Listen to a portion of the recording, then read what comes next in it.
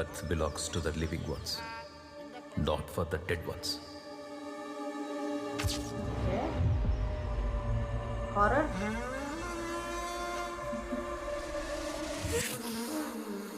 మీకు తెలియని, మీరు ఊహించడానికే భయమేసే చీకటి ప్రపంచం ఇంకొకటి ఉంది.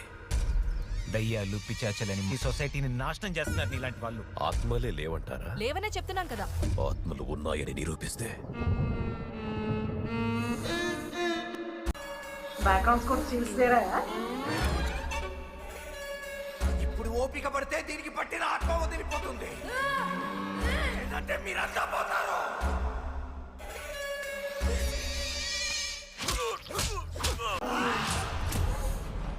నుతురు కాలిపోతుంది, వదలరా.